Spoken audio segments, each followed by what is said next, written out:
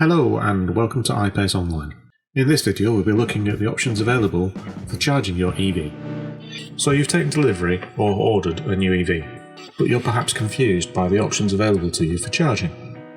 Over the next couple of minutes we'll go through the various options and words and phrases being used to describe charging of an electric vehicle.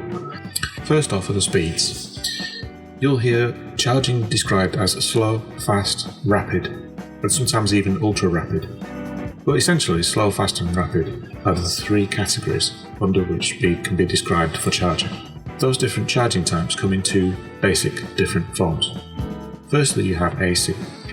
AC chargers are those typically found at your home, workplace, hotels, car parks, and the like. They are typically slow to fast chargers. They could have an attached cable or require you to plug in a cable.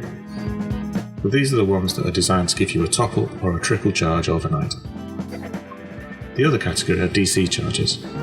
These are the ones you'll find at motorway services, out and about around the trunk road network, at hotels, fast food restaurants, pubs and restaurants, etc. These are the ones designed to give you a quick, rapid charge while you're out and about on your journey. If we now look at the different connection types, at the slow end of the scale you have the very traditional 3-pin plug, the one that we're all used to, the 13 amp socket. Most EVs will come with a 3-pin connector type to allow you to connect to a standard 13 amp socket.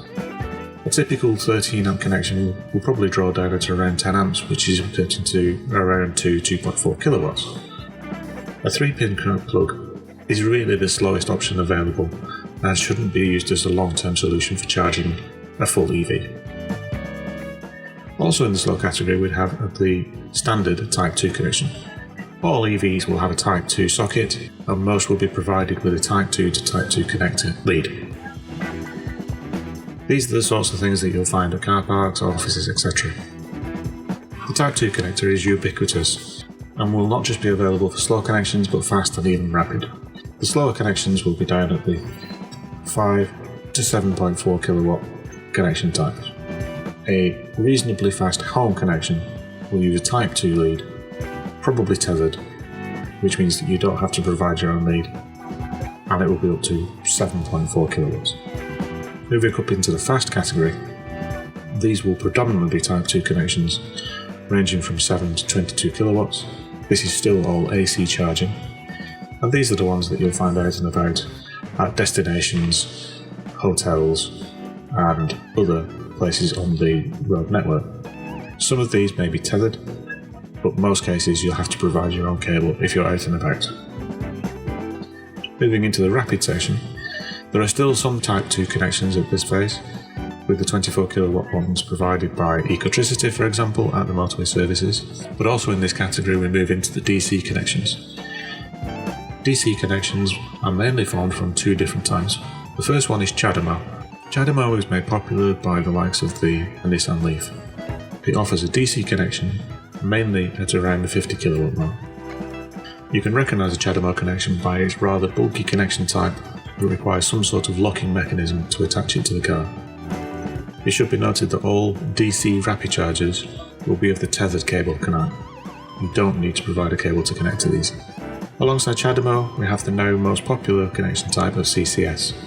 CCS standing for Combined Charging System, as you can tell from the diagram, uses the Type 2 connection with an additional 2 pins underneath it for the DC connection.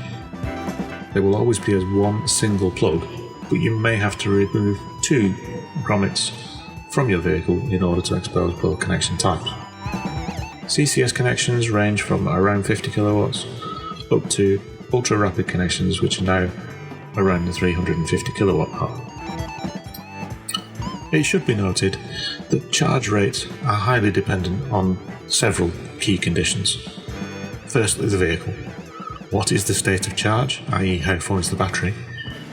What is the temperature of the battery and the ambient temperatures around it? And what is the type of cooling and battery management that is available on the vehicle? All of these affect the speed that you can charge at, regardless of the type of connection or available rate of charge. In addition to that, when charging at higher rates using the DC chargers, only the very highest rate of charge is available at certain peak conditions, i.e. low states of charge with good temperature in the battery. When it comes to how long does it take to charge, using the ipace as an example, to fully charge on a 3-pin plug, that would take in excess of 40 hours. On a 7.4 kilowatt home charger, that time reduces down to 13 hours and becomes the overnight charge.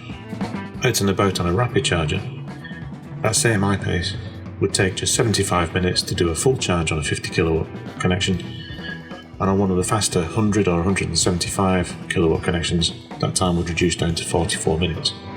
It should be noted that any speed above 50 kilowatts will notice a significant drop off once the state of charge gets beyond 60 or even 80% full. It's therefore not recommended to use a rapid charger beyond 80% because you do notice a significant slowdown in the rate of charge that is being accepted. I hope this has helped with the explanation of the charging options available. And as always, any questions, post them in the comments below. Thank you for watching.